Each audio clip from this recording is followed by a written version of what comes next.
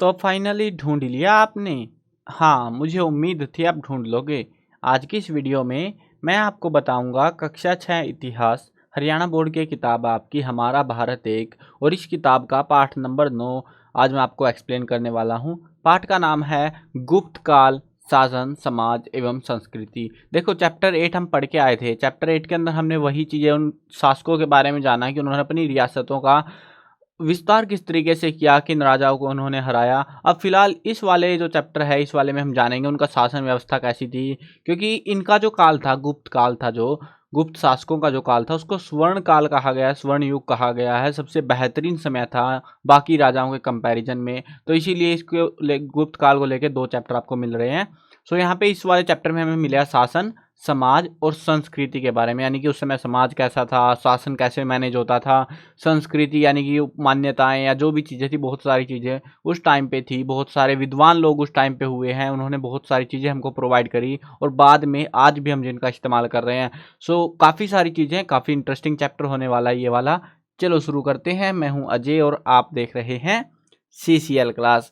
Video की start करने से पहले आपको बता देता हूँ कि आपको जो है ना, ये बुक है हमारा भारत एक, इस पूरी किताब का सॉल्यूशन मिल जाएगा, जिसके अंदर आपको हर एक चैप्टर के notes, explanation, textual question answer, important question, MCQs, हर एक चीज़ की आपको वीडियोस मिल जाएंगी और साथ में सब कुछ आपको लिखा हुआ भी मिल जाएगा।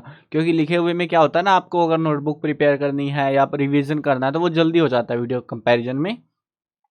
तो इसीलिए मैं रिटर्न में भी प्रोवाइड करा रहा हूँ। लिंक आपको डिस्क्रिप्शन में मिल जाएंगे, लिखा हुआ का लिंक भी डिस्क्रिप्शन में है। अदरवाइज जो है आप गूगल पे सर्च करना cclchapter.com, ऑफिशियल वेबसाइट हमारी, यहाँ पे जा सकते हो। ठीक है, cclchapter.com, COM। ठीक है, चलो ये अब इस चैप्टर के अंदर जानते हैं। इस चैप्टर में मैंने आपको ऑलमोस्ट आइडिया दे दिया कि चैप्टर में क्या है, पहले वाले में क्या था और इस वाले में क्या फ़र्क है।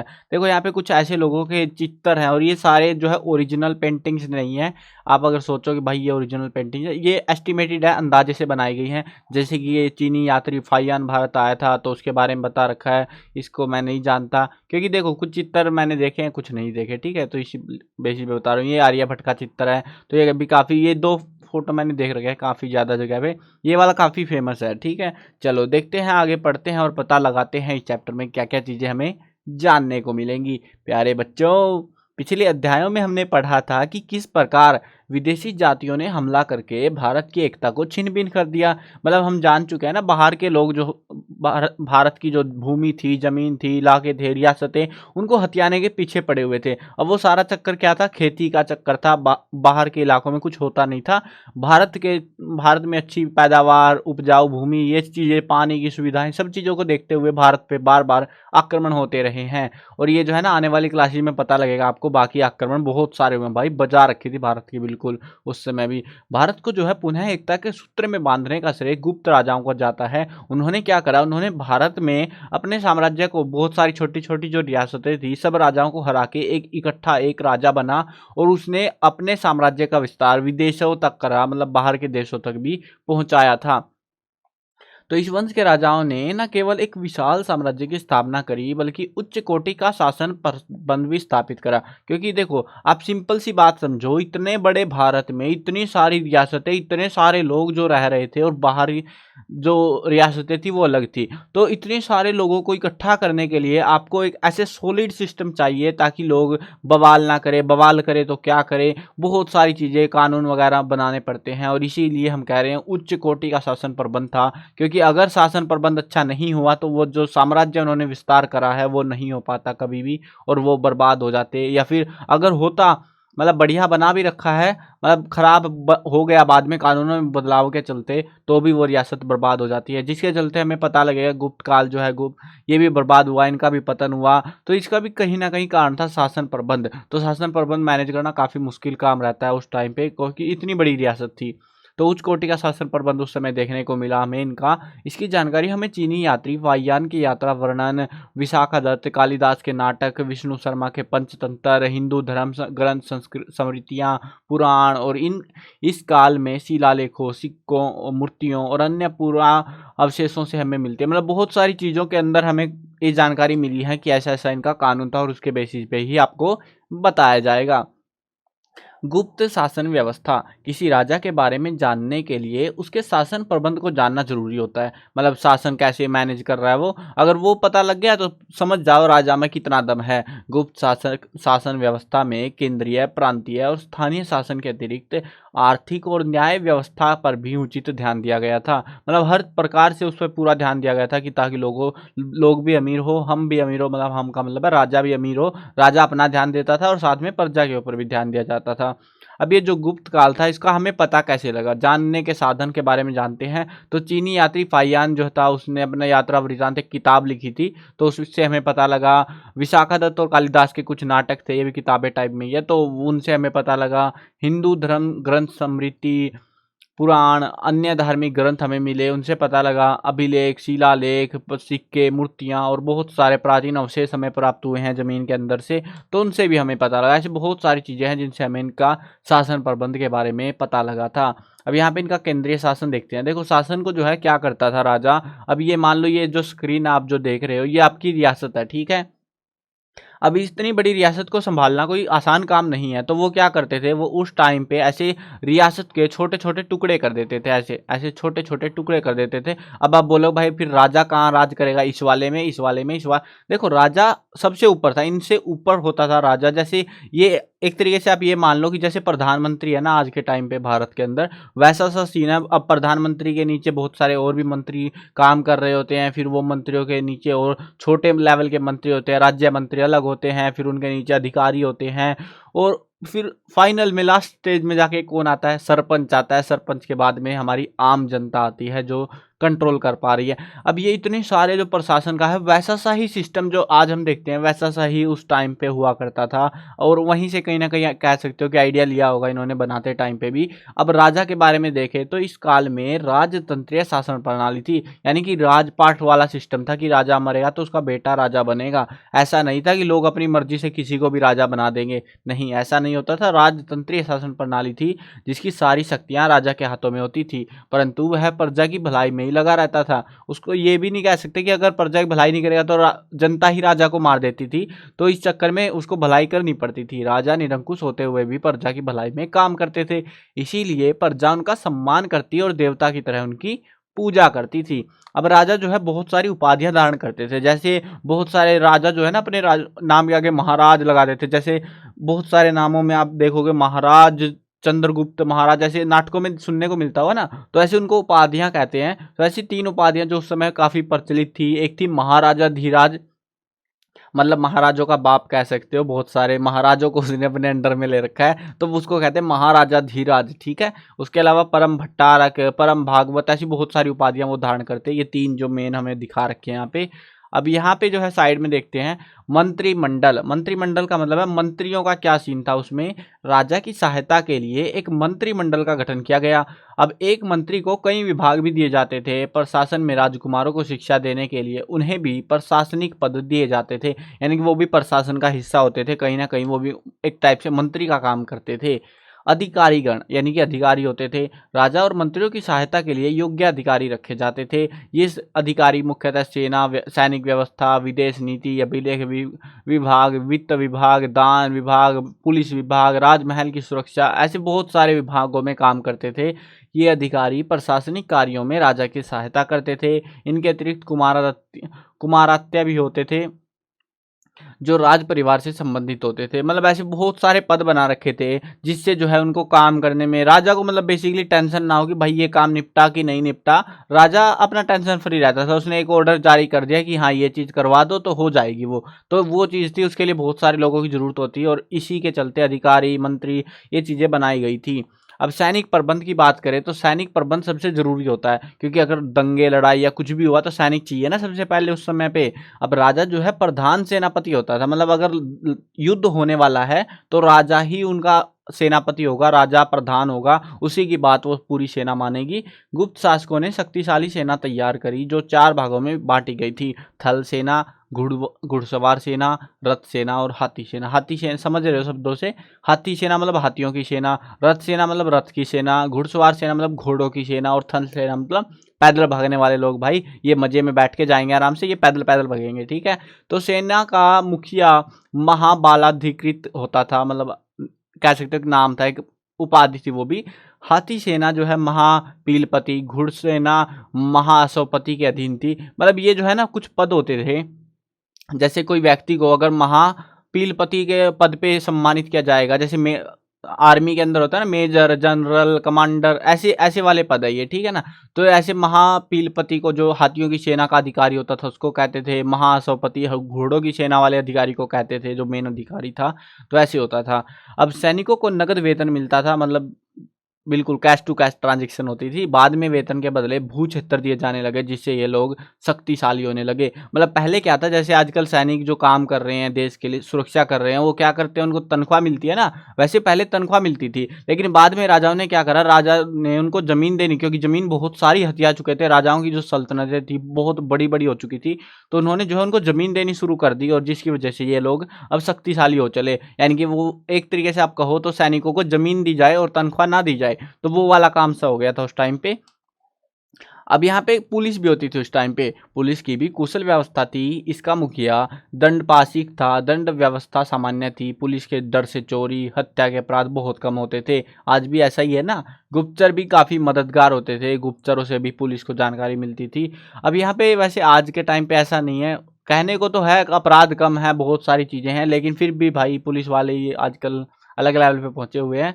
कुछ एक बढ़िया हैं, कुछ एक क्या ही बोले। चलो अब यहाँ पे एक फैक्ट दे रखा है, क्या आप जानते हैं पुलिस कर्मचारियों को चाट या भाट कहा जाता था और पहरेदार को रक्षिन कहते थे। मतलब कि जो पुलिस वाले थे ना, आज के टाइम पे तो हम पुलिस कहते हैं जिसको बेसिकली, क्योंकि अगर आपको यहाँ पे लिख देते चाट या भाट, कुछ भी लिख देते, तो आप क्या समझते क्या है, ये नहीं समझ में आता ना। तो इसीलिए ये हमें आज के हिसाब से कंपैरिजन करके बताते हैं। जैसे जिसको आज हम पुलिस के नाम से जानते हैं ना, उसको पहले उस टाइम पे चाट या फिर भाट के नाम से जाना जाता था।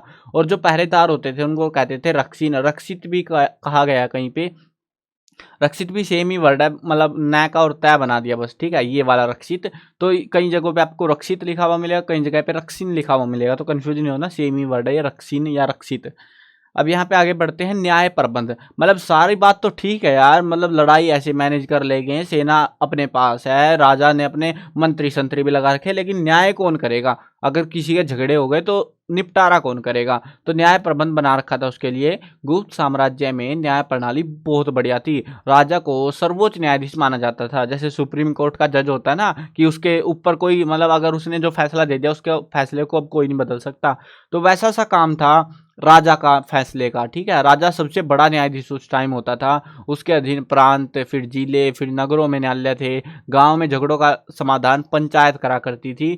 अधिकारियों को सामान्यतः आर्थिक दंड दिया जाता था, क्योंकि अपराधियों को, अधिकारी बोल रहा हूँ यार, अपराधियों को जो है ना, आर्थिक दंड का मतलब होता है पैसे, या मतलब जुर्माना टाइप में लगाया जाता था। उनको ऐसे मार कुटाई नहीं करी जाती थी। उनको पैसे छीन लिए, या फिर मतलब उनकी संपत्ति जब्त कर ली, उनको कुछ पैसों का, कुछ रुपयों का जुर्माना लगा दिया। तो वैसी चीजें उस टाइम पे होती थी, जिससे होता क्या था, सरकार की, यानी कि उस समय जो राजा था उसकी कमाई भी होती थी, उसको पैसा भी आता था। और बाद में जो है वो अपराध करने से डरते थे, क्योंकि पैसा कमाने में मेहनत लगती है ना, वो मेहनत वेस्ट हो जाती है उसकी। तो वो भी चक्कर था। विद्रोह करने वाले या बार बार अपराध करने वालों को अंग भंग का दंड दिया जाता था। प्राण दंड बहुत कम दिया जाता था, उसको जान से किसी को नहीं मारा जाता था। लेकिन अगर आप मान रहे हो कि भाई आर्थिक दंड, आप सोचोगे कि यार एक ऐसा बंदा हो जिसके पास पैसा ही पैसा, तो वो तो भाई ऐसे, मतलब क्या अपराधी करता फिर ऐसे मार कुटाई करता फिरेगा। तो उन लोगों के लिए जो है अलग लेवल का सिस्टम था। उन लोगों के लिए अगर वो बार बार ऐसा कांड कर रहे हैं तो उनके अंग भंग तोड़ दिए जाते थे, हड्डी पसली एक कर दी जाती थी तोड़ फोड़ के। तो वो सीन था। अब देखो भाई, दो ऑप्शन है, या तो चुपचाप पहली बार में मान लो, या बार बार हरकतें कर रहे हो तो तोड़ के फेंक देंगे तेरे को, ठीक है। आर्थिक दंड तो सारा ही जब्त कर लेते होंगे उस टाइम पे। तो ऐसा सिस्टम होता था, ताकि लड़ाई दंगे या फिर जो है विद्रोह ना भड़क सके इतनी आसानी से। अब ये जो है प्रांतीय प्रशासन, अब हमने जाना ये बड़े लेवल के प्रशासन थे, जो बड़े लेवल के मैनेजमेंट थे, राजा के अंडर में थे। अब राजा ने जो है बहुत सारे प्रांत बना रखे, जैसे मैं स्क्रीन पे ऐसे लाइनें से खींच रहा था ना, ऐसे कह लो इसको, एक प्रांत, प्रांत नंबर 2, प्रांत नंबर 3, ऐसे जो है प्रांत नंबर 4। तो ऐसे बहुत सारे अलग अलग प्रांत बने होते थे। जैसे आज के टाइम पे हमारे राज्य है ना, जैसे हरियाणा, पंजाब, उत्तर प्रदेश, ऐसे अलग अलग राज्य हैं। उस समय प्रांत बने होते थे, उस समय उनको प्रांत कहते थे। प्रशासन में कुशलता लाने के लिए लिए राजाओं ने अपने साम्राज्य को विभिन्न प्रांतों में बांटा हुआ था, जिन्हें भुक्ति कहते थे। मतलब उस टाइम पे, आजकल मतलब प्रांत जो है बाद में शब्द इस्तेमाल होने लगा, और बेसिकली आज हम जिसको राज्य के नाम से जानते थे, उस टाइम पे उसको भुक्ति कहा जाता था। प्रांत का प्रशासन उपारिक कहलाता था, जो मैनेज करता था उसको सारे को, उसको उपारिक कहते थे, और ये राज परिवार से संबंधित होते थे। इन्हें स्थानीय, भोगपति, गोप्ता इत्यादि भी कहा जाता था। इन नामों से भी इनको जानते थे, कुछ नाम थे ये भी, इस नाम से पुकारते थे। इनका काम जो है राजाओं की आज्ञा का पालन करना होता था, अपने प्रांत में शांति बनाए रखना, सुरक्षा करना, कर इकट्ठा करना और प्रजा की भलाई करना शामिल था। इनकी सहायता के लिए भी अनेक अधिकारी होते थे। ये एज आप एक तरीके से कह लो कि एक सीएम होता है राज्य के अंदर, तो वो सीएम क्या करता है, वो पूरा ऐसे राज्य में मैनेजमेंट करता है, उसके अंडर में बहुत सारे अधिकारी होते हैं ना, तो वैसा सा सीन था प्रांतीय प्रशासन के अंदर। अब ये जो सीएम है, सीएम के बाद क्या आएगा, एक एक जिलों के अधिकारी आएंगे ना, एक राज्य के अंदर बहुत सारे जिले होते हैं, जिलों के अधिकारी आएंगे, तो वैसा सही है। अभी आगे बढ़ते हैं स्थानीय प्रशासन पे, ठीक है। देखो यहाँ भी लिख भी रखा है बकायदा, जिला विषय। तो प्रांतों को आगे विषय में बांटा गया था, यानी कि जिलों के अंदर बांटा गया था, जिनके अध्यक्ष विषयपति होते थे, विषयपति कहा जाता था। इनकी सहायता के लिए भी अनेक अधिकारी होते थे, जैसे श्रेष्ठी, सार्थवा, कुलिक, कायस्थ इत्यादि, ऐसे कुछ नामों से जानते थे अधिकारियों को। अब उसके बाद में ये समझो ये जिला है। अब जिले के अंदर क्या होंगे, जिले के अंदर होंगे शहर, है ना, छोटे छोटे शहर होंगे। कुछ जिलों के अंदर एक शहर हो सकता है, कुछ में दो होंगे। मतलब जनरली तो हम ऐसा मानते हैं कि एक ही शहर होता है, ठीक है, जिले के अंदर, बट कई बार जो है दो शहर भी मिल जाते हैं हमको, तीन भी मिल जाते हैं। तो वो डिपेंड करता है क्षेत्र के ऊपर कि कितना बड़ा क्षेत्र है, कितने लोग रह रहे हैं, उस हिसाब से।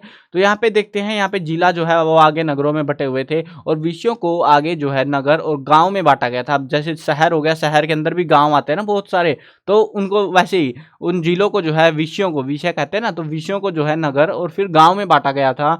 नगर का पदाधिकारी पुरपाल कहलाता था, जो नगरों शहर का अधिकारी होता है उसको पुरपाल कहते थे उस टाइम पे, जिसका कार्य है नगर में साफ सफाई बनाए रखना, स्वास्थ्य पर ध्यान देना, नगर से कर इकट्ठा करना, नगर की सुरक्षा करना, रोशनी का प्रबंध करना। ये कुछ काम उसके शामिल थे, जो कि आजकल भी ये थोड़े से और ज्यादा बढ़ गए हैं काम, बट मान लो उतना सही, ठीक है। और उसके बाद आते थे गाँव।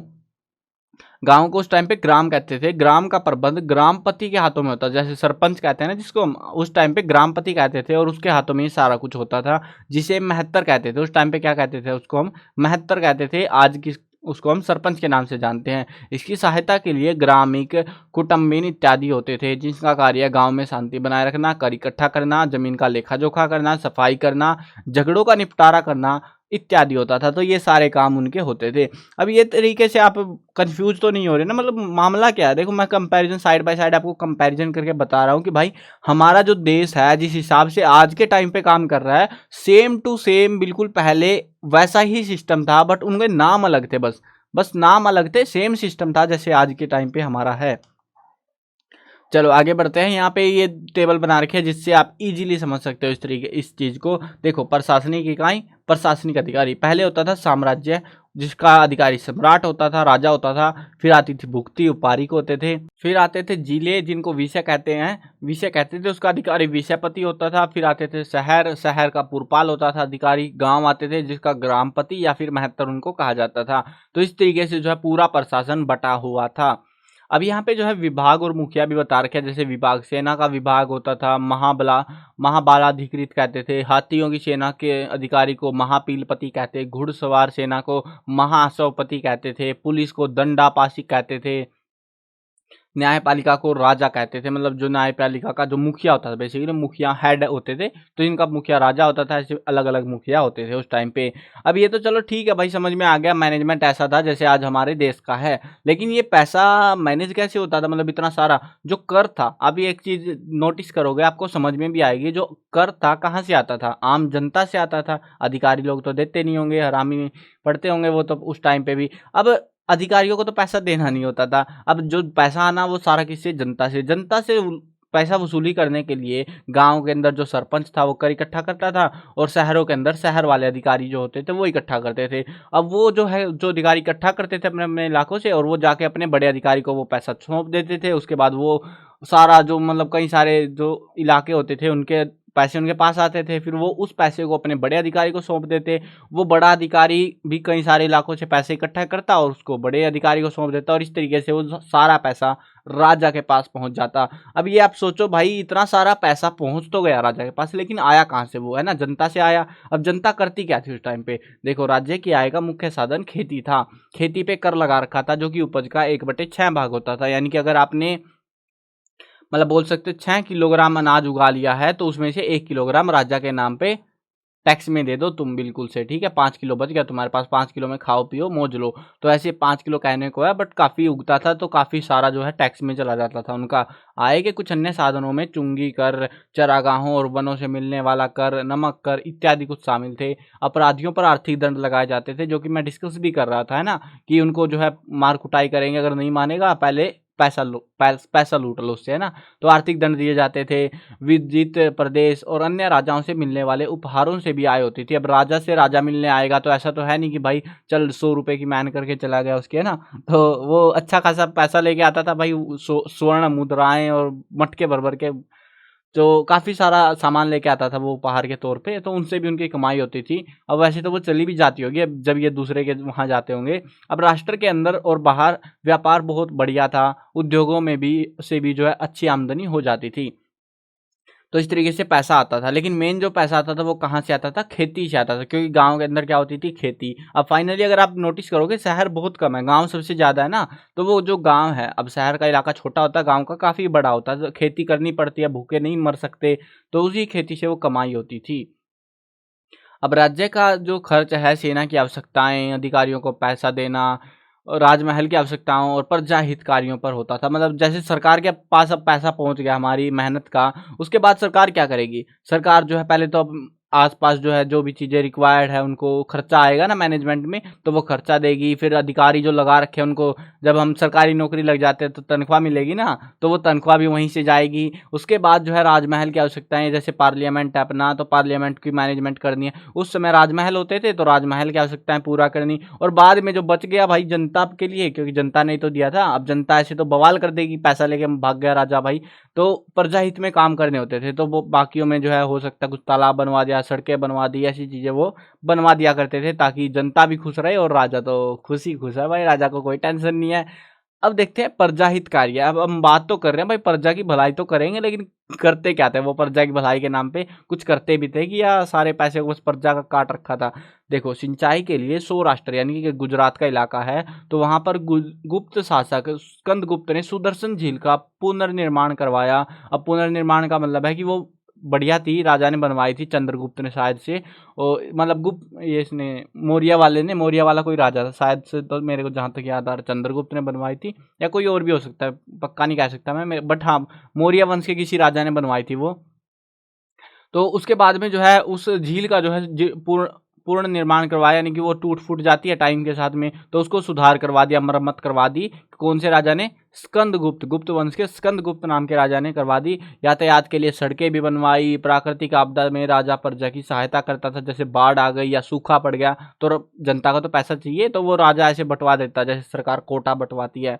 गुप्त शासन, गुप्त शासक सनातन संस्कृति को मानने वाले थे, और परंतु वे सभी मतों का सम्मान करते, मतलब बेसिकली जो गुप्त के राजा थे ना, गुप्त वंश के जो शासक थे, वो हिंदू धर्म को मानते थे, लेकिन वो ऐसा नहीं था कि बाकी धर्मों वाले लोगों को पीटते थे या मारते थे, नहीं, उनका भी सम्मान करते थे, लेकिन वो हिंदू धर्म को मानते थे पर्सनली। उस काल में हिंदुओं के बहुत सारे मंदिर बनाए गए, बौद्ध मत की गुफाएं, चैत्य और मठ विहारों का भी निर्माण करवाया गया, क्योंकि बाकी धर्म के भी लोग उसी की जनता के अंदर शामिल थे ना। तो ये जो है सुदर्शन झील का वर्तमान चित्र है, जो कि रिसेंटली खींच के लाया हूँ मैं, बस है किताब में। चलो देखो, ये रिसेंटली फोटो है, अभी इससे देख सकते हो, इसमें कोई जीर्णोद्धार की वैसे तो पुनर्निर्माण की दिखाई नहीं दे रहा, कुछ पक्का वक्का कच्चा ही माल है सारा। तो फिर भी यार जो भी है, चलो ठीक है, उन्होंने खुदवा के बनवा दी थी। चलो आगे बढ़ते हैं सभ्यता और संस्कृति के बारे में, यानी कि उस समय का समाज कैसा था, मान्यताएं क्या थी, कैसे सिस्टम चलता था लोगों का, आम जनता का, तो वो है ये। अब सामाजिक जीवन, और ये जो है ना आपको थोड़ी सी इंटरेस्टिंग लगेगी, ये चीज़ आसान लगेगी। मतलब बेसिकली देखो, ये जो चैप्टर है हमारा गुप्त काल की शासन व्यवस्था हम पढ़ रहे हैं, फिर समाज व्यवस्था पढ़ेंगे, फिर संस्कृति पढ़ेंगे।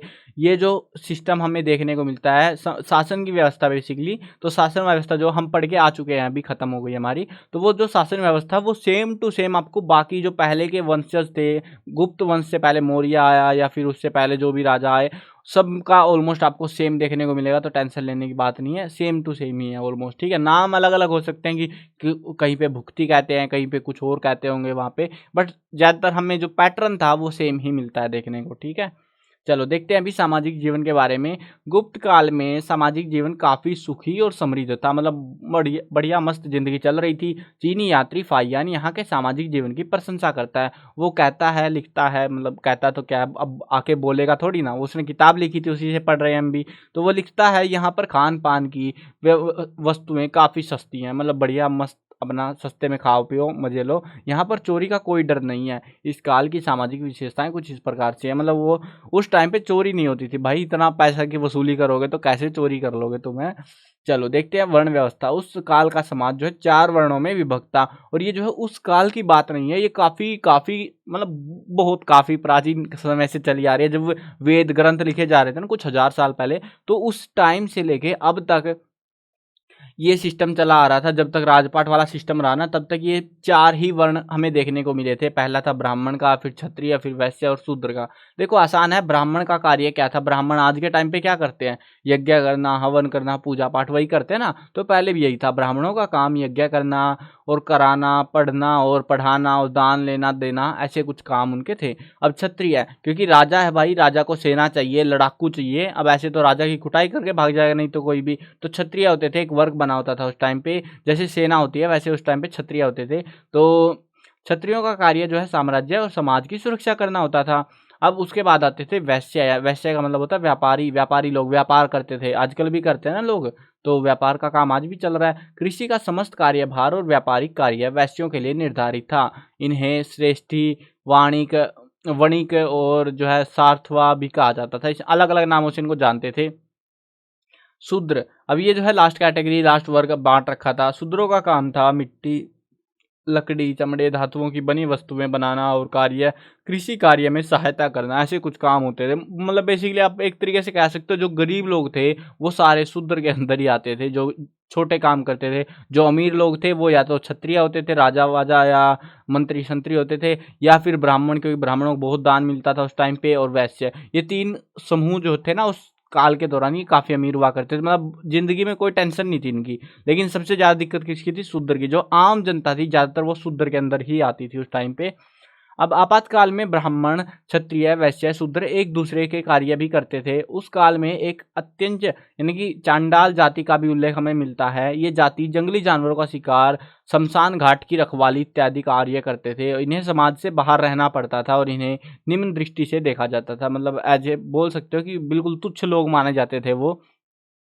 चलो आगे बढ़ते हैं। विवाह, विवाह प्रथा, मतलब शादी विवाह कैसे होता था, क्या मतलब इंटर कास्ट मैरिज होती थी कि नहीं होती थी, वो चीज़ें भी देखने को मिलेगी। वैसे सामान्यतः मनुष्य अपने वर्ण में शादी करते थे, मतलब अगर व्यापारी है तो व्यापारी की बेटी से शादी करे, ऐसे होता था। क्षत्रिय है, राजघराने का है तो राजघराने वाले से किसी से शादी होगी, तो ऐसे सिस्टम उस टाइम पे चलता था। लेकिन अंतर जातीय विवाहों के भी हमें प्रमाण मिलते हैं। ऊंची जाति के व्यक्ति द्वारा निम्न जाति की स्त्री से विवाह के को अनुलोम विवाह कहते थे, और अगर नीचे जाति वाला जो व्यक्ति है वो ऊंची जाति की स्त्री से विवाह करता है उसको प्रतिलोम विवाह कहते थे।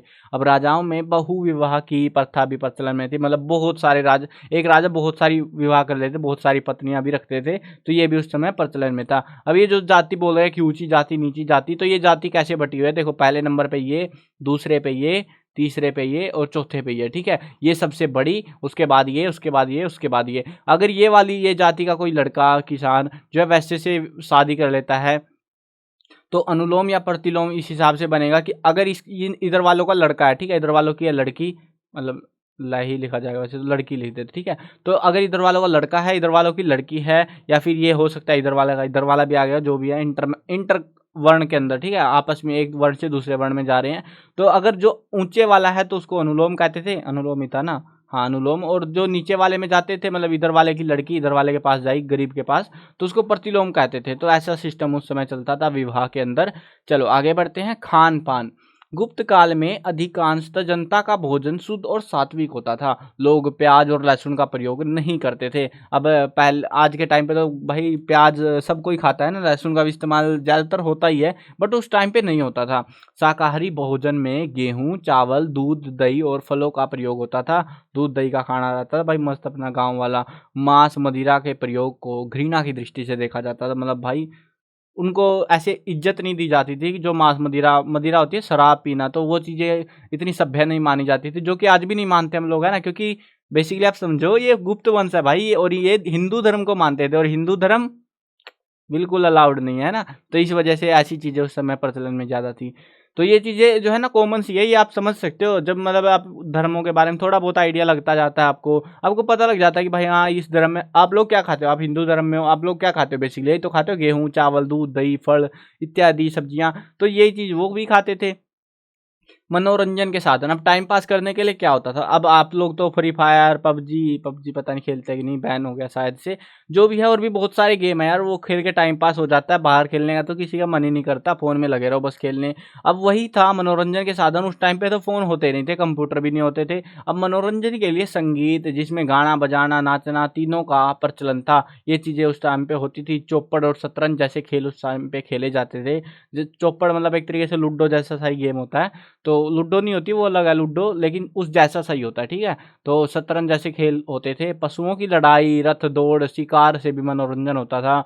नाटक और खेल जो है, तमाशे भी मनोरंजन के प्रमुख साधन होते थे। अब ये पहले चलते थे, आजकल ये सारे बंद हो चुके हैं। मतलब ये इनसे मनोरंजन नहीं होता, इतना नहीं होता खास तौर पे। चलो आगे बढ़ते हैं। वस्त्र आभूषण। अब उस समय वस्त्र आभूषण से आप समझ सकते हो, वस्त्रों के बारे में बात करेंगे भाई, क्या पहनते थे वो लोग उस समय। उस काल में सूती और रेशमी कपड़ों का प्रयोग होता था। पुरुष जो है धोती कुर्ते का प्रयोग करते और सिर पर पगड़ी पहनते थे। मतलब ऐसे देसी वाली फील आती थी पूरी। और जबकि विदेशी जातियां जैसे कुषाणों के प्रभाव से कोट पजामे का प्रयोग भी बढ़ रहा था उस समय। स्त्रियां साड़ी से शरीर ढकती थी, साड़ी पहनती थी। पुरुष और स्त्रियां दोनों ही आभूषणों के शौकीन थे। स्त्रियां कानों में बालियां, मालाएं, हार, हाथों में कंगन, चूड़ियां, पैरों में पायल, ऐसी बहुत सारी चीजें, कीमती चीजें कह सकते हो आज के टाइम को देखते हुए। तो वो चीजें पहनती थी। गले में विभिन्न प्रकार की मालाएं, हाथों में कड़े, अंगूठी पहनते थे। पुरुष पहनते थे ये, थे, है ना। तो बालों को संवारने के भी कई तरीके उस टाइम पे प्रचलन में थे। अलग अलग तरीके के डिजाइन हेयर कट उस टाइम पे इस्तेमाल में आते थे। अब स्त्रियों की स्थिति, अब ये तो बात ठीक है भाई, लेकिन स्त्रियां उस समय, पुरुष का तो मैं समझ आ गया, चलो काम धंधा करते होंगे, लेकिन स्त्रियों के क्या हाल चाल थे। क्योंकि हमें जहाँ तक पढ़ने में आया, किताबों में, इतिहास में हमें पता लगा कि स्त्रियों के साथ इतना अच्छा व्यवहार नहीं होता था। तो मतलब अभी लेटेस्ट जो है कुछ 100 साल पहले की बात है, नहीं होता था, लेकिन इससे पहले जो वंश, राजाओं के वंश थे ना, उसमें इतनी बुरी हालत थी नहीं। मतलब काफ़ी लंबे समय तक शुरुआत के दौर में स्त्रियों की हालत बढ़िया थी, बाद में खराब होती चली गई, और फिर अब जाके फिर से सुधरने की कगार पे हैं, जो कि अच्छी नहीं हो रही, बट हाँ ठीक है, डेवलपमेंट हो रही है धीरे धीरे। अब इस काल के अंदर जो है स्त्रियों की स्थिति में कुछ गिरावट आ गई थी, और स्त्रियां भी कम, शिक्षा भी कम स्त्रियां ले पाती थी। मतलब ज़्यादा स्त्रियां पढ़ी लिखी नहीं थी। केवल उच्च घराने की स्त्रियां ही शिक्षा और अन्य क्षेत्रों में प्रवीणता प्राप्त करती थी। यानी कि पढ़ाई लिखाई या अन्य काम जो करने होते थे, कुछ ही स्त्रियां कर पाती थी। अमीर स्त्रियां कह सकते हो। वे कुशल शासिका, शिक्षिका, कला में निपुण थी। सती प्रथा की शुरुआत हो चुकी थी। विधवाओं की स्थिति बहुत अच्छी नहीं थी, मतलब बहुत क्या, अच्छी ही नहीं थी। अब यहाँ पे बात करते हैं आर्थिक जीवन के बारे में। आर्थिक जीवन का मतलब है भाई, जो आम जनता थी वो पैसे कमा कैसे रहे थे। आम सबसे बड़ा काम क्या था, खेती करना। उसके बाद काम करने के लिए क्या करेंगे, वो कुछ धंधा पानी चलाएंगे यार, कुछ भी करेंगे, व्यापार करेंगे, सामान बेचेंगे, कुछ बनाएंगे। तो वही चीज़ें होती थी। अब देखते हैं कृषि के अंदर। कृषि सबसे इंपॉर्टेंट टॉपिक रहता है हमारा। इस काल में मुख्य काम जो था खेती था। इस काल की बात नहीं है, इस काल की, जो हमारा आज का काल है ना, इस काल में भी ऐसा ही है भाई। खेती सबसे ज़्यादा लोगों को रोजगार प्रदान करते। भले ही पैसा अमीरी कुछ ना आती हो, बट काम सबको मिलता है, भूखा कोई नहीं मरता खेती के बदौलत। और ये प्राचीन काल में सबसे, आप जो है ना जितना प्राचीन इतिहास उठा के देखोगे और आज तक, ये सबसे महत्वपूर्ण काम था वो कृषि ही है, और जो आज भी चला आ रहा है और चलता रहेगा, क्योंकि भूखे पेट हम कुछ नहीं कर पाएंगे। ब्राह्मीर ने वर्ष में 3 फसलें लेने का उल्लेख किया गया है। ये कोई किताब लिखी होगी तो उसमें जो है पता लगता है हमको कि साल में 3 फसलें वो उगाते थे। जिनमें ठंड में रबी फसलें, बरसात में खरीफ की फसलें, ये आप साइंस में विज्ञान के अंदर पढ़ रहे होगे ना, तो एवं साधारण समय में होने वाली कुछ फसलें भी थी। प्रमुख फसलें गेहूं, धान, जवार, ईख, बाजरा, मटर, दाल, तिल, सरसों, मसाले इत्यादि ऐसी चीजें उगाते थे। सिंचाई के लिए बारिश पर निर्भर थे, परंतु नहरों, तालाबों, झीलों, कुओं का भी प्रयोग किया जाता था। अब ये आपको सोचने की टेंशन नहीं होनी चाहिए, क्योंकि देखो झील हमें पता लगा सुदर्शन झील का पुनर्निर्माण करवाया गया ना, ऐसे झीलें थी उस समय, तालाब थे, नहरें बनी हुई थी, बनवाई भी गई थी कुछ, तो ऐसे इन चीज़ों से खेती होती थी, पानी आता था, और कई कई जगहों पे कुएं भी बनाए गए थे। जंगलों से कीमती लकड़ी प्राप्त की जाती थी। जमीन पर व्यक्ति का अधिकार होता था, परंतु पंचायत की आज्ञा के बिना वह इसे खरीद और बेच नहीं सकता था। मतलब पंचायत की परमिशन लेनी पड़ेगी अगर तुमको जमीन बेचनी है या फिर खरीदनी है। आजकल जैसे हम लोग हैं, हमको भाई पैसा है, चलो ज़मीन खरीदते हैं, हम खरीद लेंगे, पंचायत सरपंच की कोई ज़रूरत नहीं है। बट पहले ऐसा नहीं था, पहले अधिकारी की परमिशन लेनी पड़ती थी, तब जाके ज़मीन खरीद या बेची जाती थी। उद्योग धंधे, अब उद्योग धंधे के अंदर देखें तो काम धंधे क्या थे। कृषि के अतिरिक्त उद्योग धंधे उनका मेन काम होता था, जैसे कपड़े बुनना, धातु से बर्तन बनाना, पत्थर को तराशना, मिट्टी के बर्तन बनाना, आभूषण बनाना, हाथी दांत, कीमती पत्थरों के आभूषण बनाना, ऐसे कुछ उनके उस समय के प्रमुख उद्योग थे। फैक्ट्रियां बनी हुई थी, मतलब बहुत सारे लोग इन चीज़ों में काम करते थे, फैक्ट्रियां तो क्या ही बनी हुई थी। चलो आगे बढ़ते हैं, व्यापार को लेके किन किन चीज़ों से हम व्यापार करते थे। उस काल में भारत में काफ़ी उस काल में व्यापार में काफ़ी उन्नत था। आंतरिक और बाहर दोनों व्यापार होते थे, मतलब देश के अंदर अपने रियासत के अंदर आपस में व्यापार होता था, और बाहर के देशों के से भी जो है सामान भेजा जाता था, मंगाया जाता था। जल मार्ग, स्थल मार्ग से व्यापार होता था। नदियों के किनारे प्रमुख नगर स्थित थे, जैसे पाटलिपुत्र, मथुरा, कौशाम्बी, वैशाली, ताम्रलिप्ति, विदिशा, उज्जैनी, पैठन और भ्रूकच्छ इत्यादि, ऐसे बहुत सारी रियासतें, क्षेत्र, प्रदेश कह सकते हो, वो जो है नदियों के किनारों पर बसे हुए थे। जिन देशों से व्यापार होता था उनमें खासतौर पे अरब, ईरान, मिस्र, रोम, चीन, पूर्वी द्वीप समूह और अनेक यूरोपियन और अनेक अफ्रीकी देश प्रमुख हैं। इस काल में व्यापारी शिल्पियों को अपने अपने संघ होते थे। वे श्रेणियां पैसे भी जमा करती और एक प्रकार से बैंक का काम भी करती। अगर किसी को व्यापार करना है, कर्जा पैसा चाहिए, कर्जा लेना है, तो वो भी व्यापारियों से ही मिलता था उनको। अब आपने इतने सारे देशों के नाम तो सुन लिए भाई, मतलब ये कहाँ व्यापार करते थे बेसिकली। जो आप विश्व का नक्शा उठा के देखोगे तो पूरे जो विश्व था ना, लगभग अमेरिका को छोड़ के बाकी जो इधर वाला इलाका है अपना, देखो थोड़ा सा रफ मैप बनाता हूँ मैं, बिल्कुल रफ से भी रफ बनाने वाला हूँ, ठीक है। ये अपना जो है ऐसे कुछ अमेरिका पड़ता है, मतलब कुछ ज़्यादा ही बेकार बन गया, अरे इतना भी बेकार नहीं बनाना था, ठीक है। ये हमारा अमेरिका पड़ता है, इधर के इलाके में ऐसा ऐसा कुछ पड़ता है। और उसके बाद में इधर वाली जो है ना एक ज़मीन है पूरी ऐसे जुड़ी हुई है, वो पूरी ऐसे टापू से भी है बीच में, और यहाँ पे अफ्रीका हमारा ऐसे ऐसे कुछ करके, फिर ऐसे ऐसे हमारा यहाँ कहीं सी भारत पड़ता है हमारा, ठीक है। तो ये जो इलाका था ना, ये वाला इलाका हमारा, ये वाला पूरा, इस वाले इलाके में व्यापार होता था। इधर वाले इलाके से ज़्यादा कुछ जान पहचान थी नहीं हमारी, इधर वाले में पूरे बहुत सारे देश है ना, तो इन सारे देशों के साथ लगभग भारत व्यापार किया करता था उस काल में, उस समय के दौरान। अब यहाँ पे एक फैक्ट भी दे रखा है, क्या आप जानते हैं दक्षिण पूर्वी देशों जैसे बर्मा, जिसको आज हम म्यांमार के नाम से जानते हैं, जावा, कंबोज आदि में व्यापार के साथ साथ भारतीय धर्म और संस्कृति का प्रचार प्रसार हुआ। वे इन परंपराओं को आज तक संजोए हुए हैं। आज भी वो जो भारत से धर्म परंपराएं गई हैं, वो आज भी उनको मानते हैं। अब धार्मिक जीवन की बात करते हैं, यानी कि उस समय धर्म को लेके क्या क्या चीज़ें थी, क्योंकि हमने जाना कि काफ़ी सारे धर्म उस समय प्रचलन में आ चुके थे। तो पहले हम बात करेंगे गुप्त काल के सबसे फेमस धर्म की, जो कि था हिंदू संस्कृति। अब इस काल में जो है हिंदू धर्म के पुनरुत्थान का काल था, मतलब बहुत तरक्की हुई इस काल में। गुप्त वंश के राजा हिंदू धर्म और संस्कृति के पोषक थे, यानी कि वो उनको मानते थे, उन्हीं का को बढ़ाया उन्होंने। इस संस्कृति के प्रचार में इन्होंने कोई कमी नहीं छोड़ी। हिंदू संस्कृति के प्रमुख मत वैष्णव, शैव, देवी पूजा जिसको शाक्त कहते हैं, और सूर्य मत के प्रमाण हमें प्राप्त होते हैं। अब विष्णु के जो है 10 अवतारों में वराह, राम, कृष्ण की मूर्तियां प्राप्त होती हैं। शिव की आराधना के भी हमें यहाँ पे प्रमाण मिलते हैं। शिव परिवार के सदस्यों और विभिन्न प्रतीक जैसे कि शिवलिंग हो गया, त्रिशूल, गणेश, कार्तिकेय, नंदी की भी पूजा की जाती थी। शक्ति के प्रतीक देवी पूजा में लक्ष्मी, दुर्गा, पार्वती की पूजा होती थी। इनकी प्रतिमाएं विभिन्न भागों में पाई जाती हैं। सूर्य मंदिरों के भी अवशेष हमें मिलते हैं। मध्य प्रदेश में मंदसौर, ग्वालियर, इंदौर आदि में सूर्य प्रतिमाएं हमें देखने को मिलती हैं। बेसिकली आप अगर समझो तो यहाँ पे ये जो टॉपिक है ये काफ़ी इंपॉर्टेंट है ये वाला, कि हिंदू संप्रदाय में कौन कौन से मत उस टाइम पे चल रहे हैं। मत का मतलब हो सकता है मतलब है कि धर्म, जो हिंदू धर्म था उसके अंदर बहुत सारे जो है अलग अलग भगवानों की पूजा होती थी। जैसे कोई वैष्णव मत को मानता था, कोई शौर मत को मानता, कोई शैव मत को, कोई शाक्त मत को, लेकिन कोई से भी मत को मानता वो था फिर भी हिंदू ही, ठीक है। अब यहाँ पे देखो एक एक को समझते हैं। वैष्णव मत का मतलब है कि भगवान विष्णु और उसके जो 10 अवतार थे उनमें से जो भी उनकी पूजा करेगा वो वैष्णव मत के अंदर आता। जैसे मत्स्य अवतार था उनका, क्रूम, वराह, नरसिंह, वामन, परशुराम, राम, कृष्ण, बुद्ध और कल्कि। तो ऐसे जो है बहुत सारे ये 10 अवतार बताए गए हैं। तो 10 अवतारों की जो पूजा करता था, मतलब भगवान विष्णु की पूजा करता था बेसिकली, उसको वैष्णव मत में रखा जाता था। सौर मत के अंदर इसमें भगवान सूर्य की जो पूजा करते थे सौर मत के अंदर आते थे। शैव मत के अंदर भगवान शिव की पूजा होती थी। शिव के जैसे प्रतीक हो गए शिवलिंग, पार्वती, कार्तिकेय, गणेश, नंदीन की पूजा होती थी। अब शाक्त मत जो था उसमें शक्ति की पूजा होती थी, जैसे देवियाँ थी बहुत सारी, दुर्गा, पार्वती, लक्ष्मी, ऐसे कई सारी माताएं जो होती थी उनकी पूजा होती थी। अब ये तो था हिंदू धर्म के बारे में, लेकिन क्योंकि ये काफ़ी प्रचलन में था, बहुत सारे लोग इसको फॉलो कर रहे थे। उसके अलावा भी काफ़ी सारे धर्म थे, जैसे बौद्ध मत आ गया।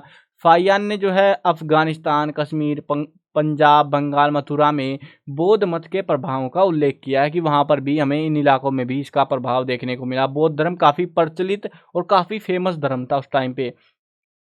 इस काल में सारनाथ, अजंता, नागार्जुन कोंडा, एलोरा आदि स्थानों पर बौद्ध कला मिलती हैं। नालंदा और वल्लभी जैसे विश्वविद्यालय बौद्ध शिक्षा के प्रमुख केंद्र थे। यहाँ पे हमें इन चीज़ों के बारे में ज्ञान हमें पता लगता है। और एक शायद से याद नहीं है मेरे को नाम, बट हाँ एक जो है एक चीनी यात्री जो है, जैसे फाहियान था वैसे ही एक और चीनी यात्री था कोई, जो भारत आया था इसी चीज़ के बारे में जानकारी इकट्ठी करने, बौद्ध धर्म के बारे में ज्ञान प्राप्त करने आया था। अब नाम याद नहीं आ रहा मेरे को, मतलब काफ़ी फेमस नाम है उसका भी। जो 2 ही नाम फेमस है चीनी यात्रियों में, एक फाहियान का है और एक उसका है, बट जो अभी याद नहीं है मेरे को, ठीक है। चलो, गुप्त सम्राट बौद्ध शिक्षण संस्थानों को भी राजकीय सहायता देते थे, मतलब राजा की मदद मिलती थी, पैसा, आर्थिक जो भी चीज़ें चाहिए होती थी वो मिलती थी। अब उसके अलावा जो है जैन मत भी यहाँ पे होते थे।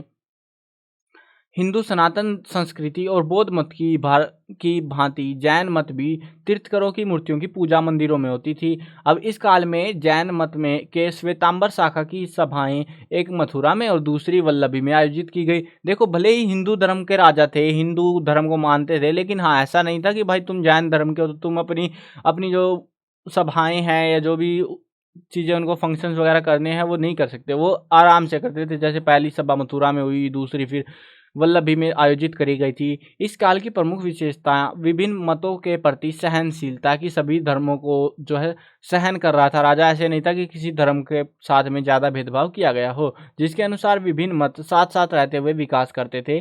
गुप्त शासकों द्वारा सभी मतों का समान माना जाता था, एक जैसा ही उनको माना जाता था। अब यहाँ पे कुछ बता भी रखा है कि जैन धर्म की 2 मुख्य शाखाएं उस टाइम पे थी, दिगंबर और श्वेतांबर। श्वेतांबर शाखा के अनुयायी सफ़ेद कपड़े पहनते थे, श्वेत कपड़े, इसीलिए श्वेतांबर कहते। अब दिगंबर शाखा के अनुयायी निर्वस्त्र रहते थे, मतलब कोई कपड़े नहीं पहनते थे, नंगे घूमते थे। तो ऐसे जो है उस टाइम पे प्रचलन में थी, काफ़ी सारी चीज़ें थी। तो अजीब अजीब सी चीज़ें आज भी है, कहीं ना कहीं आपको देखने को मिल जाएगा। ऐसे जैन मत के अभी भी जो है इन धर्मों को मानने वाले जो लोग हैं वो दोनों कैटेगरी के लोग आज भी आपको देखने को मिल जाएंगे, बट बहुत कम रह चुका है, धर्म इतना वास्ट नहीं रहा ये, ठीक है। अब आगे बढ़ते हैं, कलात्मक और वैज्ञानिक उन्नति, यानी कि कला के मामले में ये जो है ना, मतलब ये चीज़ें जान के मेरे को बड़ा मजा आता है कला के बारे में, उन्होंने क्या क्या तरक्की करी उस टाइम पे, क्या क्या बनाया। बट ये वाले भाई, मतलब बाकी काल को तो हम कह लो ठीक है हमने पढ़ लिया भाई, सिक्के विक्के बनाए होंगे। इस काल में वो चीज़ें बनी जिनकी हमें उम्मीद भी नहीं है, और आपको भी ज़रूर से उम्मीद नहीं होगी। आप एक्सपेक्ट करो कि भाई सिक्के बने होंगे, महल बने होंगे, किले बने होंगे, है ना, लेकिन कुछ और भी बना था इस काल में। चलो जानते हैं क्या बना था। कलात्मक और वैज्ञानिक क्षेत्रों में जितना विकास इस काल में हुआ किसी भी समय में नहीं हो पाया था। इसी आधार पर कुछ इतिहासकार गुप्त काल को स्वर्ण युग मानते हैं, क्योंकि इस काल में एक तरफ शांति थी, व्यवस्था स्थापित हुई, और दूसरी ओर कला क्षेत्रों में बहुत तरक्की हुई। आर्थिक दृष्टि से देश काफ़ी अमीर बन गया और सोने के सिक्के प्रचलन में आ गए। मतलब सिक्कों के नाम पे पहले चांदी के सिक्के चलते थे, अब सोने के सिक्के बन गए, क्योंकि देश में पैसा बहुत आ चुका था। इस काल के विभिन्न कलात्मक विकास को हम नीचे देख सकते हैं, जो कि हमें पढ़ने को मिलेंगे और काफ़ी इंटरेस्टिंग भी है। पहला तो है हमारे पास में, वो है स्थापत्य कला। इस काल में अनेक मंदिरों का निर्माण करवाया गया, जो कि आम सी बात है, धर्मों को मानते थे पहले लोग, तो मंदिर तो बनने ही थे, जिसमें से कुछ अब भी बचे हुए हैं। इनमें जैसे देवगढ़ झांसी का है, का दशावतार विष्णु का मंदिर है, भीतरी गांव का दशावतार भूमरा मध्य प्रदेश का शिव मंदिर, नचना कुठार मध्य प्रदेश का पार्वती मंदिर, तिगवा मध्य प्रदेश का वैष्णव मंदिर। ऐसे बहुत सारे मंदिर आज भी हमें देखने को मिलते हैं। यहाँ पे शायद फोटो भी देखे थे, देवगढ़ झांसी में, हुमरा मध्य प्रदेश, नचरा कुठार मध्य प्रदेश, तिगवा मध्य प्रदेश, ये कुछ मंदिर आज भी जिंदा बचे हुए हैं। इतने प्राचीन मंदिर भी, बोध गया और सांची के मंदिर इत्यादि, ऐसे बहुत सारे बौद्ध धर्म के मंदिर भी बने हुए थे। इन मंदिरों की छतें चपटी होती थी। चपटी का मतलब है फ्लैट छत होती थी, जैसे आजकल हम बनाते हैं ना, ऐसे फ्लैट वाली ऐसे वाली छत होती थी। परंतु बाद में इनके ऊपर शिखर निर्मित किए जाने लगे, बाद में चोटी बनाने लगे। मंदिरों में आपने देखा होगा ना, मंदिर कैसे बनते हैं, ऐसे ऐसे बना और उसके बाद में ऐसे चोटी सी बना देते हैं मंदिर के, ना ऐसे चोटी बनती है ना। तो उस टाइम पे ऐसा नहीं था, पहले फ्लैट छत होती थी, बाद में इनकी चोटी ऐसी बनाई जाने लगी, शिखर बनाए जाने लगे। प्रवेश द्वार के स्तंभों और चौखटों पर कलाकृतियां उत्कीर्ण हैं।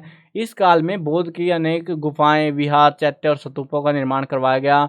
उदयगिरी की पहाड़ी में वैष्णव और शैव मत की गुफाओं में अनेक देवी देवताओं की मूर्तियां बनाई गई थी। चलो आगे बढ़ते हैं। ये अब हमें पता लग गया कि बहुत सारे मंदिर बने, जो कि आम सी बात थी। अब आगे हम पता करेंगे मूर्ति कला के बारे में। मूर्तियां उस टाइम पे बहुत ज़्यादा प्रचलन में थी। इस काल में महात्मा बुद्ध, विष्णु, शिव और सूर्य आदि देवी देवताओं की मूर्तियां मिलती हैं, जो पत्थर, धातु या मिट्टी से बनी हुई हैं। मथुरा और अमरावती मूर्ति बनाने के प्रमुख केंद्र उस टाइम पे हुआ करते थे। यह कला पूर्णतया भारतीय थी, मतलब जो आपको रंग ढंग, जो भी स्टाइल देखने को मिलेगा इन मूर्तियों के अंदर, वो सारा भारत का था। दूसरी विशेषता इनकी सरलता थी, बहुत ही आसानी से आपको इन मूर्तियों में समझ में आ जाएगा कि बात क्या हो रही है। तीसरी विशेषता इनकी सुंदरता थी, जो मूर्तियां थी बहुत सुंदर बनाई गई थी। इनमें वस्त्रों को इतनी कुशलता से बनाया है कि उनमें स्वाभाविक सौंदर्य और मनोहरता झलकती है, मतलब कि जैसे नेचुरल तरीके से बना होता है, वैसा सा इनको बनाने की कोशिश की गई है। जैसे कि आप यहाँ पे ये देख लो आप, है ना, तो ऐसी मूर्तियां, मतलब ऐसे बिल्कुल मास्टरपीस टाइप में आपको मूर्तियां देखने को मिलती थी। चलो आगे बढ़ते हैं। कुछ चित्रकलाएं, चित्र भी बनाए जाते थे, पेंटिंग्स बनाई जाती थी उस टाइम पे।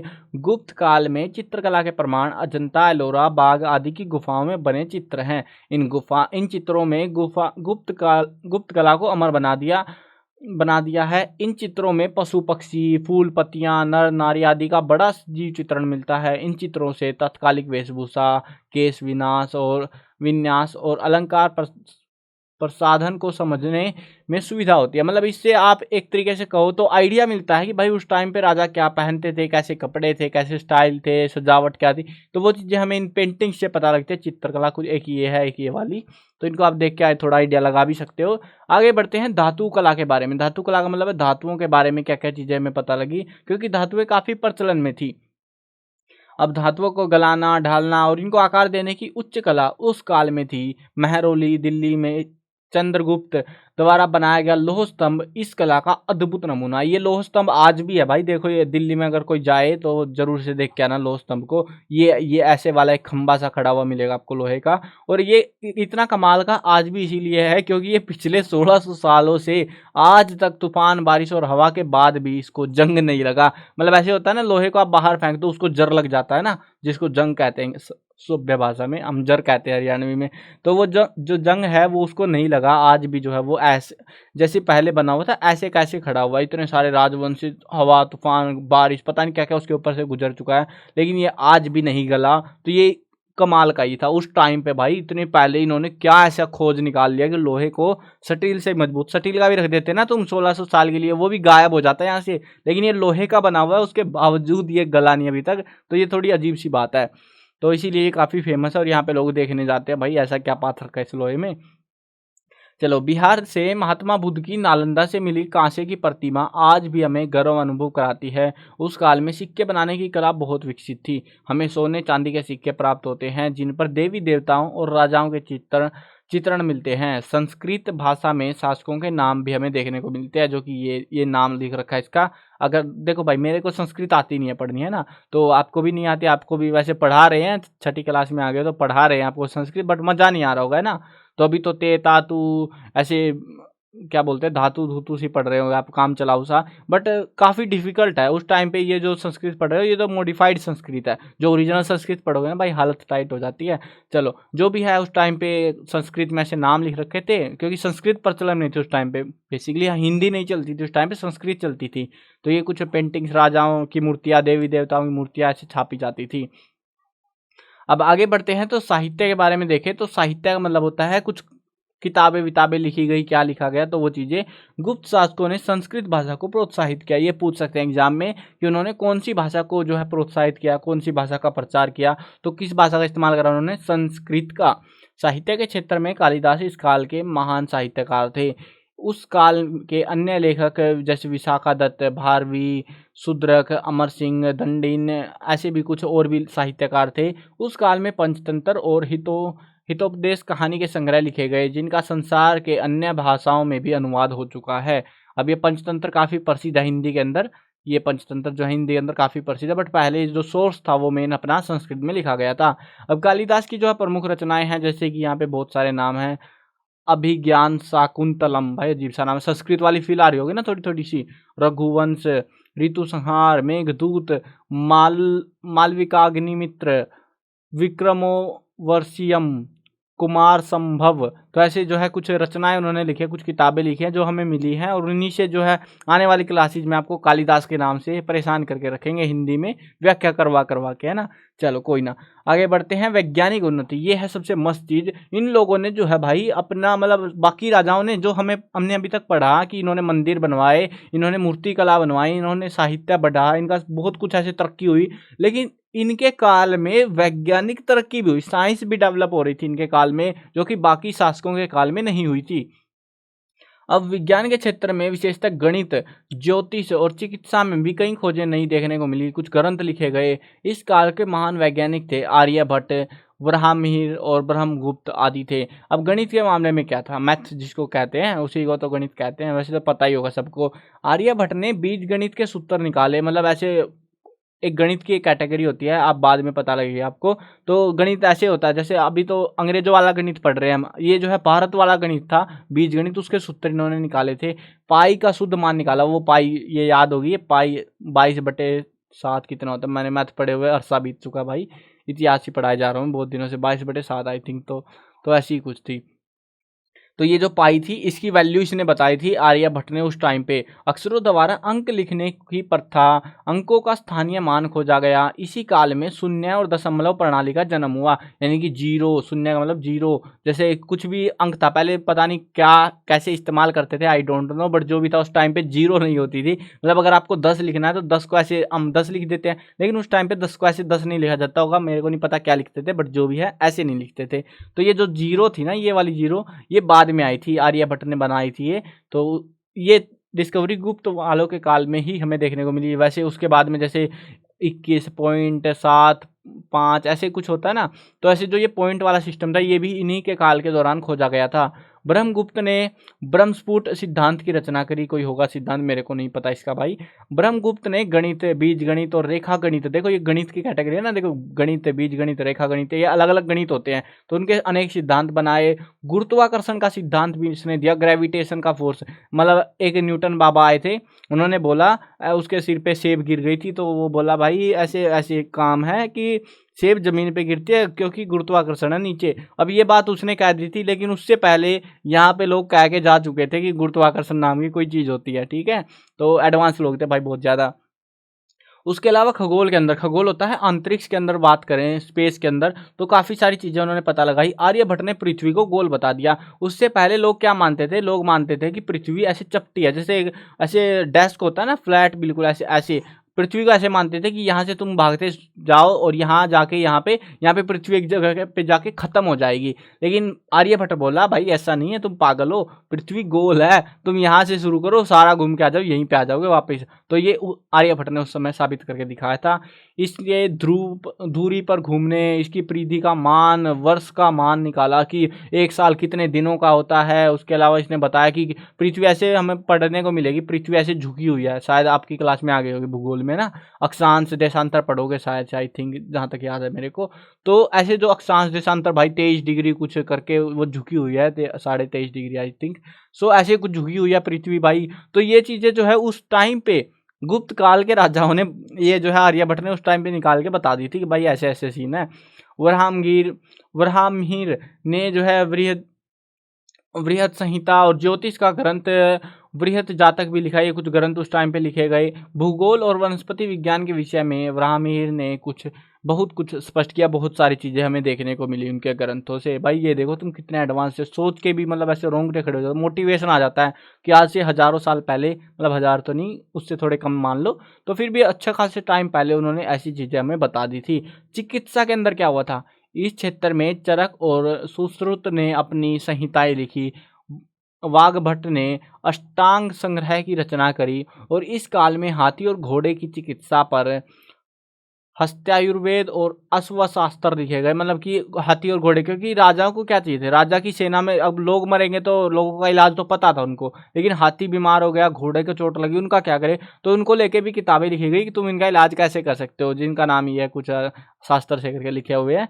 अब उसके अलावा तकनीक के अंदर देखें तो महरौली का लोह स्तंभ, सुल्तानगंज और सारनाथ के तांबे की भगवान बुद्ध की प्रतिमाएं इसी काल के दौरान बनाई गई थी। ये देखो ये वाली मूर्ति है, ये तांबे की लग नहीं रही भाई वैसे मेरे को, पता नहीं कुछ पेंट वेंट तो नहीं मार दिया बाद में इसको, जो भी है फील नहीं आ रही तांबे की, बट जो भी है ये मूर्ति है। चलो आगे बढ़ते हैं। इनकी कुछ शिक्षाएं भी थी। शिक्षा का मतलब है इन्होंने कुछ ज्ञान दिया हमको, या फिर ये कहीं पढ़े लिखे कुछ बनाया होगा इन्होंने, तो वो पता लगेगा। अब यहाँ पे गुप्त काल में शिक्षा अपनी चरम सीमा पर थी। इस समय नालंदा विश्वविद्यालय और उदयगिरी विश्वविद्यालय प्रमुख हुआ करते थे। उड़ीसा में उदयगिरी, रतनगिरी, ललितगिरी को मिलाकर विशाल विश्वविद्यालय बनाया गया था, जो बुद्ध शिक्षा का प्रमुख केंद्र था। यहाँ पर बुद्ध के बारे में जो शिक्षाएं थी, ज्ञान था, वो दिया जाता था। यहाँ जो है माधवपुर महाविहार का उल्लेख मिलता है। इनके अतिरिक्त वल्लभी, पाटलिपुत्र, बनारस, मथुरा, उज्जैन, सारनाथ आदि स्थानों पर भी शिक्षा के प्रमुख केंद्र बनाए गए थे। इनमें शिक्षा प्राप्त करने के लिए दूर दूर के क्षेत्रों और विदेशों से भी विद्यार्थी पढ़ने आते थे। और भाई ये देख लो, मतलब इंटरनेशनल वाले विश्वविद्यालय हुआ करते थे। ये जो है बताते हैं, मैंने जहाँ तक हिस्ट्री में पढ़ा है ना, मेरे को पता लगा है कि ये जो विश्वविद्यालय थे इतने फेमस थे उस टाइम पे कि बाहर बाहर से जो लोग आते थे, मतलब आज के टाइम पे जैसे हम लोग सुनते हैं ना ऑक्सफोर्ड यूनिवर्सिटी, ऐसी बड़ी बड़ी यूनिवर्सिटियों के नाम, तो उस टाइम पे ये विश्वविद्यालय कुछ इतने ही फेमस हुआ करते थे। अब नालंदा विश्वविद्यालय की स्थापना गुप्त सम्राट कुमार गुप्त ने करी थी। ये ध्यान रखना, किसने करी थी, कुमार गुप्त ने करी थी। इस विश्वविद्यालय में प्रवेश करने के लिए एक प्रवेश परीक्षा होती थी, एंट्रेंस टेस्ट होता था जैसे आपका होता है ना, जिसे उत्तीर्ण करने पर ही विद्यार्थी को प्रवेश मिलता, पास करना ही पड़ता था। इसमें लगभग 10,000 विद्यार्थी और 1500 के लगभग आचार्य पठन पाठन का काम करते, यानी कि 10,000 विद्यार्थी पढ़ते थे और 1500 टीचर्स थे इनके पास में। इतना बड़ा सिस्टम था भाई। आपके स्कूल में कितने टीचर हैं कमेंट में बताना मेरे को। मतलब हमारे वाले में तो जनरली 20 के आसपास हमें देखने को मिले थे, बट यहाँ आपके में देखते हैं आपके में कितने, किसके में ज़्यादा पता लगेगा कमेंट्स में। चलो कमेंट में बताते जाना तुम। लगभग आचार्य हो गया है। तो यहाँ पर 3 मंजिला विशाल पुस्तकालय था, 3 मंजिल की लाइब्रेरी थी ऐसे। ये कमाल की बात है, मतलब ऐसे लाइब्रेरी बना रखी थी इन्होंने, 1 2 3 ऐसे, किताबें भरी पड़ी थी भाई, देश भर की किताबें। यहाँ पर भाषाएं, व्याकरण, धर्म, दर्शन, इतिहास, भूगोल, राजनीति, विज्ञान, कूटनीति, जो भी कुछ पढ़ना भाई सब कुछ पढ़ाया जाता था यहाँ पे। ऑल राउंडर सब कुछ यहीं पे मिलेगा। शिक्षा के इन महान केंद्रों ने भी गुप्त काल को स्वर्ण काल बनाने में महत्वपूर्ण भूमिका निभाई है। इसीलिए हम कहते हैं कि ये काल, गुप्त काल, बहुत बेहतरीन था, मजा ही आ गया लोगों को। अब यहाँ पे एक माइंड मैप दे रखा है आसान तरीके से समझने के लिए कि गुप्त काल को स्वर्ण युग क्यों मानते हैं। वैसे तो हमने पिछले चैप्टर में पढ़ ही लिया कि क्यों मानते हैं, बट यहाँ पे वापस बता दिया भाई इन्होंने। कुशल शासन प्रबंधन था, विशाल साम्राज्य, उच्च सामाजिक व्यवस्था, वैज्ञानिक उन्नति, समृद्धि, आर्थिक जीवन, कला के क्षेत्र में उन्नति, व्यापार में तरक्की, विदेशों में भारतीय संस्कृति का प्रसार हुआ, धार्मिक सहनशीलता की नीति, शिक्षा के उच्च केंद्र बनाए गए। ऐसी बहुत सारी चीज़ें थी इस काल के दौरान, और इसीलिए हम इसको याद करते हैं। और किताबों में 2 पार्ट दे रखे आपकी किताब में बेसिकली। अब ये था आपका इस चैप्टर के अंदर। आई होप आपको चैप्टर समझ में आ गया होगा। आसान सा चैप्टर था, टेंशन लेने की बात नहीं, बहुत ईजी चैप्टर है। मेन जो है कुछ ही टॉपिक है, लिमिटेड से टॉपिक है, ज़्यादा समझने का नहीं है इसमें। बट हाँ, आपको जो है एक आइडिया लग गया होगा कि उस टाइम पे यार कितने एडवांस लोग थे, कितनी सारी चीज़ें उन लोगों ने खोज निकाली थी उस टाइम के दौरान में। चलो आई होप चैप्टर समझ आया होगा। चलो मिलते हैं नई वीडियो में। मैं कवर करने वाला हूँ क्लास 1 से लेकर 12 तक सभी सब्जेक्ट की वीडियो, हिंदी मीडियम और इंग्लिश मीडियम दोनों में होने वाली है। तो सब्सक्राइब करो, साथ में घंटी दबाओ ताकि कोई भी अपडेट आए आपको बिल्कुल टाइम से मिल जाए। और हाँ, मेरे को पता है तुम सब्सक्राइब बिल्कुल नहीं करते, ऐसे ही भग जाते हो बस। वीडियो खत्म हो गई है, चलो बहुत सारे तो काट के भग लिए होगे। चलो जो जो वीडियो जिसने लास्ट तक देखे ना, कमेंट में बताना कि भाई मैंने लास्ट तक देखी है। मेरे को भी खुशी होगी यार, मैंने इतनी डिटेल में इतने प्यार से आपको एक्सप्लेन करा है कि हाँ आपको समझ में आया, आपने जो है वीडियो को लास्ट तक देखा। तो कमेंट में बता के जरूर जाना। चलो मिलते हैं नई वीडियो में, बाय बाय।